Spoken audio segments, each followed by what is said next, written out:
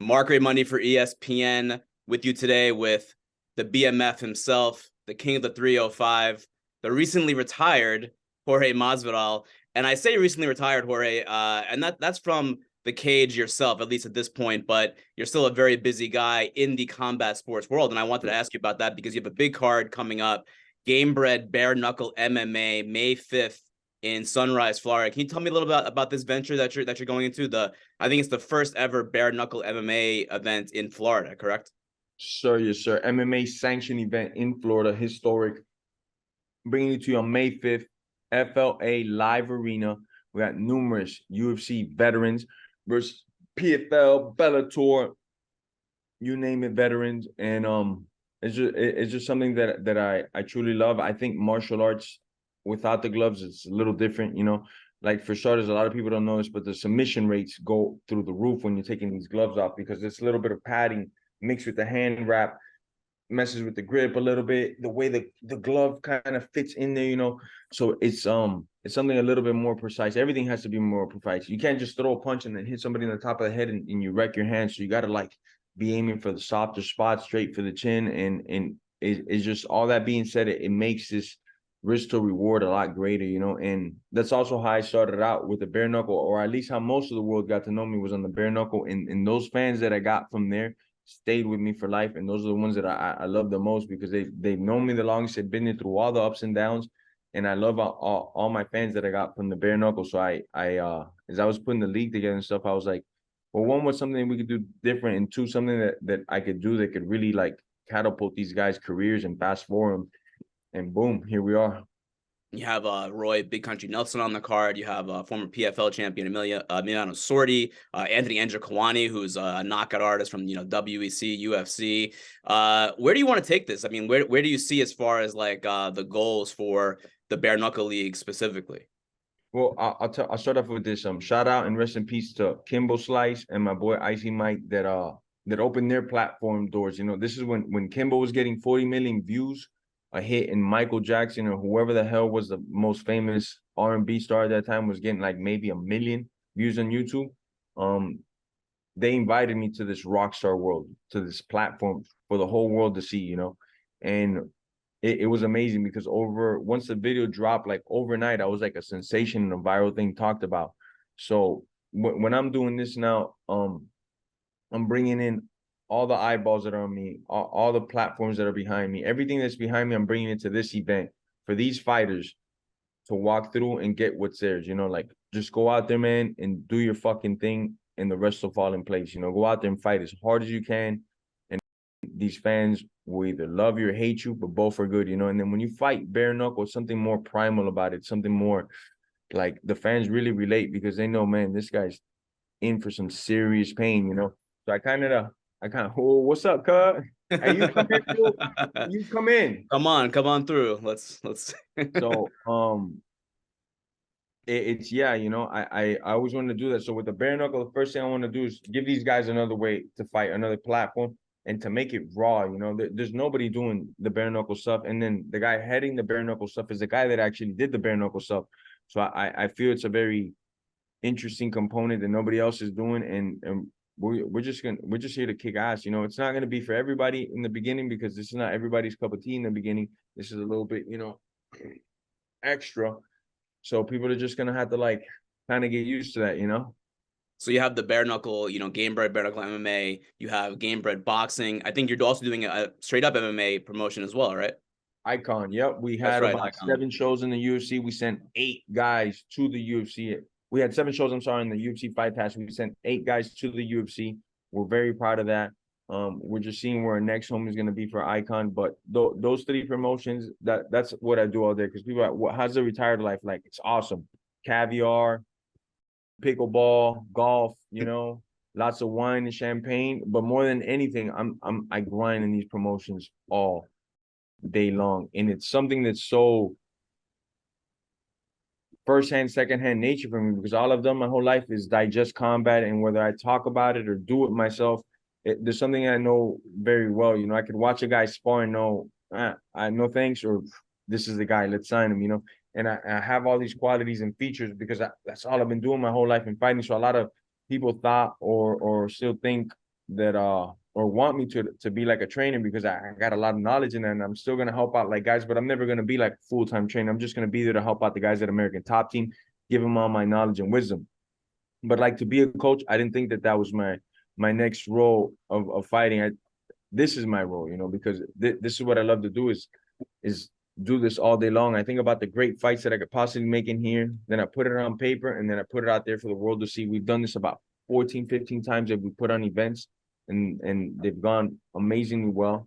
So it won't be no different. This event, I put in a good amount of my life and time promoting for it. So I'm just hoping this one again knocks it out of the park. Our April 1st event was a success with Roy Jones Jr. versus Anthony Pettis, Jose Aldo versus Jeremy Stevens, and so on and so on.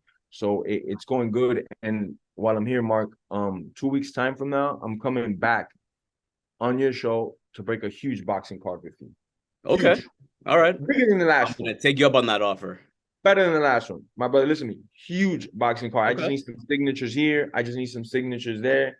And we be rocking and rolling. And I'll also be coming back to break down this huge, phenomenal grappler, world-class grappler that's coming on over to do bare knuckle MMA. He likes the rules, how you ain't got these big gloves to hold you back down. So we're just waiting for a signature here, signature there, and we'll be announcing too who this world-class grappler is coming on over to bare knuckle.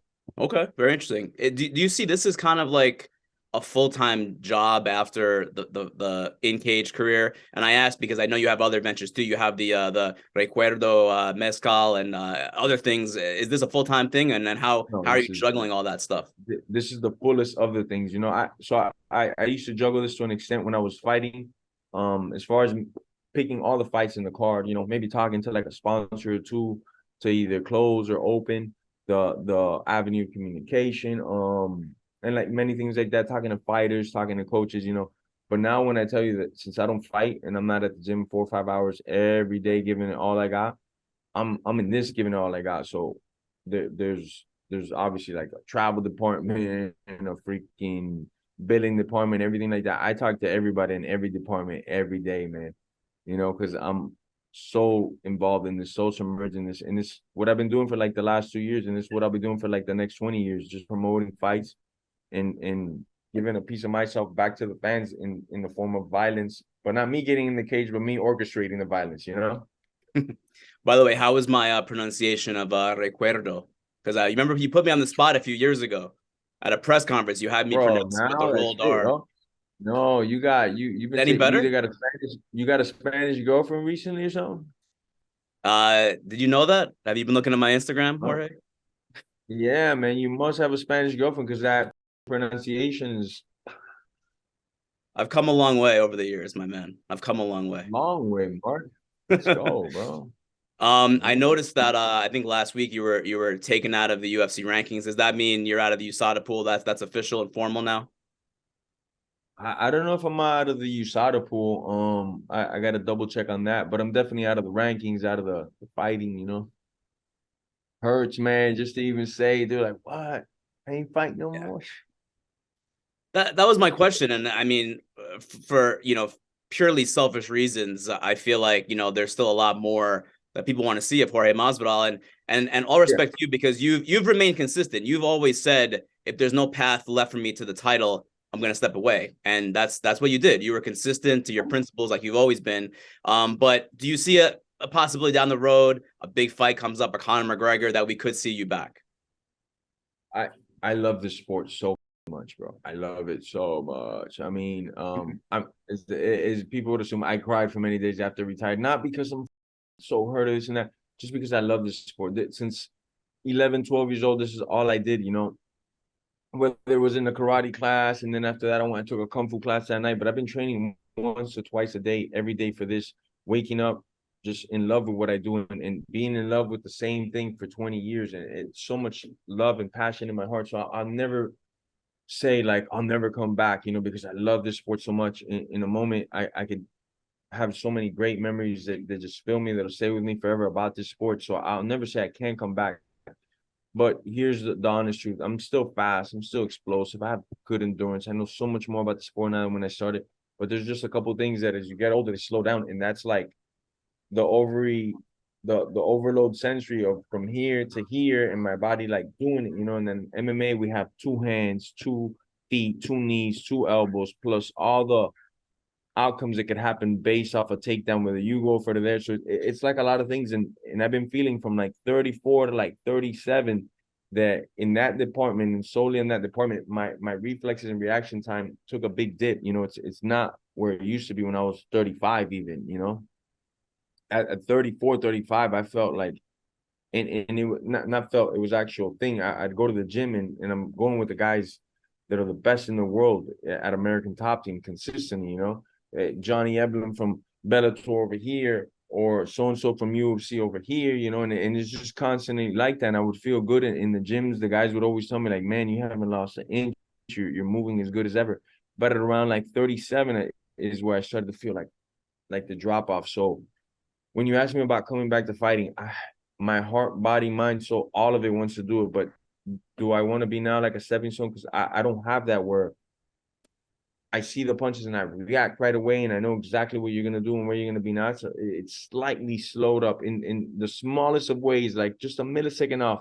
But that millisecond off, when we're talking about that I'm fighting snipers and sharpshooters on the other side, it counts a lot because I'm not here at some random event. You know, I'm here fighting the world's best every time out, and that's all I ever wanted to do. But if I'm not me at my best, I mean, it's just like, you know, it's crazy.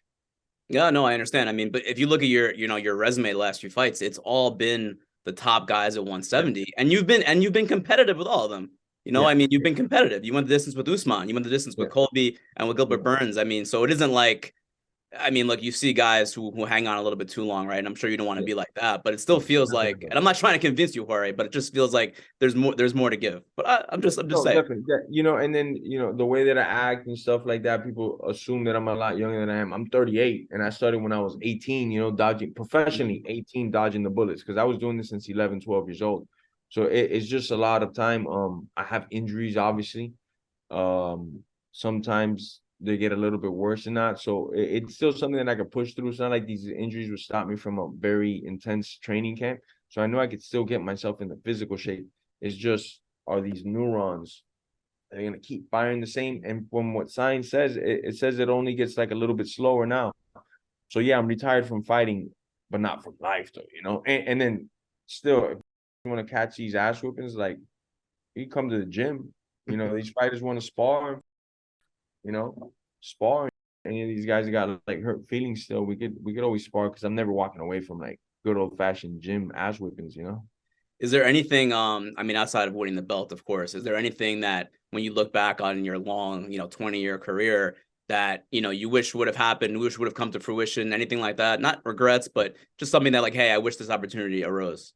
Many things that hindsight is like 2020 and then some. Many things from like times that my coach was like, don't do this, it's too close to the final. I'm like, what are you talking about, man? And then I did it, and then the results weren't the greatest, you know, or maybe something just went off, and it's just that hindsight is like 2020. Like I would have just, man, if I would have done this, then that, and that would have led into this, and you know, things like that go through my head.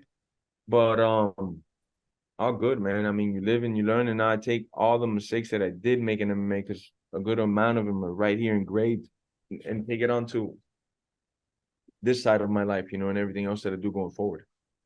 I asked you about, some things that you're planning on post-retirement. You had a couple of years ago, you had a stint with AAW that was very entertaining. And, now UFC and WWE are going to be part of the same company under Endeavor. Do you see yourself maybe down the road getting back into pro wrestling, whether it's with WWE or AAW? If it's AEW, if it's WWE, if it's at the parking lot of KFC, as long as they pay me, we can play. Oh, we can. I'll go over there right here, right now. Domesticate the out of these pro wrestlers because they need some discipline and direction over there. I'm the dude to do it to them. They send me on over there, Endeavor, wherever they want to send me to. I'll go show these guys some discipline and put them right in line to domesticate them. But they got to pay your boy, dog. And that's a nice ticket right there, boy. That's a nice ticket, man. So if they're gonna pay me, yeah, you know, and I've gotten some offers, some like movie roles, like minor roles and stuff like that, you know, and that's obviously cool and stuff. But really, I'm in the promoting, man. The last 2 years and change, it's like every week, this takes up a large part of my time, and I love it. I don't even notice it, you know. I'll just be in a room with the team. 3-4 hours later, we get done. Boom, on to the next thing. 2 hours of interviews, cool. Boom, on to the next thing. And I kind of feel like a part of me has been groomed for this my whole life while I was fighting, you know. So, I mean, the only promoter that I could say that has more of a pop than me, and by a lot, obviously, in the promoting world, is Dana White. But then other than that, you can't find nobody that comes close with the amount of force and presence that I bring online, ground on the boots, whatever it is. I'm a tsunami. So it's Dana White, and then it's me, and I'm just like tsunami over all these promoters and stuff. And that's because I built it off fighting. You know, everybody that watches me is from fighting. I want to keep giving my fan base all these have stuck with me from day one till now, that violence that they crave. So I'm gonna be in this promoting thing for a while, brother. Just getting after it. Do you see yourself as kind of like an Oscar De La Hoya, a guy that was a very successful boxer and then, you know, became a very successful promoter? You're going to be up there with the suits and everything at the press conferences and all that stuff in the future? Yeah, I might have like a tracksuit on or something. I don't see myself like Oscar because I feel like I'm very different. And Oscar's a hell of a competitor, gold medalist, numerous times world champion, one of my favorite boxers. But I think very different in our approaches to promoting and how we'll be getting it done and stuff. I see myself more as just game bred, you know, game bred productions. Last thing, man. I think, and I'm sure you don't remember this, but I think the first time that I interviewed you was 2014, and we talked about how you wanted to, as a Latino, you know, for Latin America, it's always been about boxing, right? Especially, you know, Mexico, Puerto Rico. It's all about boxing. And you told me back then, you know, almost a decade ago, that you wanted to help bridge that gap for Latinos to MMA.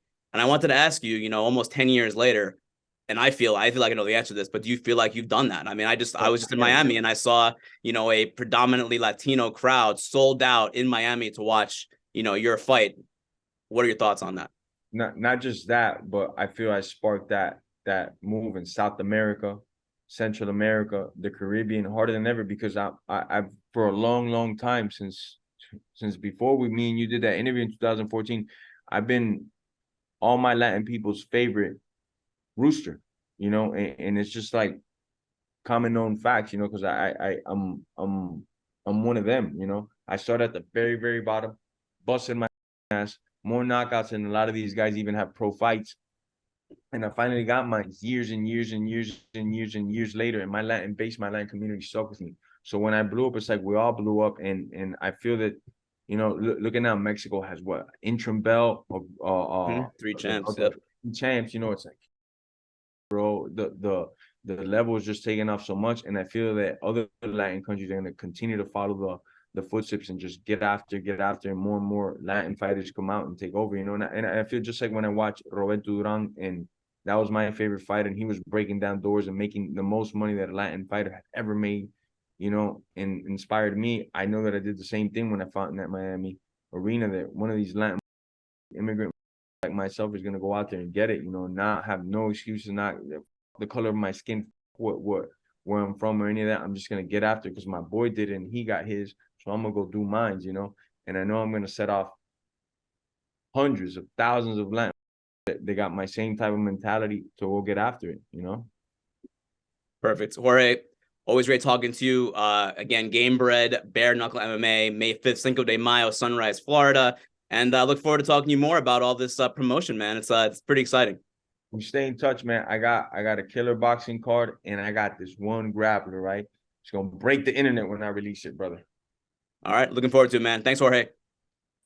Ticketmaster, remember, Ticketmaster, tickets available. Ticketmaster, Cinco de Mayo, first sanctioned MMA bout with no gloves in Florida on Cinco de Mayo. May 5th. Tickets available at Ticketmaster. You already know the rest, brother. Tune in. Thank you for watching ESPN on YouTube. For live streaming sports and premium content, subscribe to ESPN+.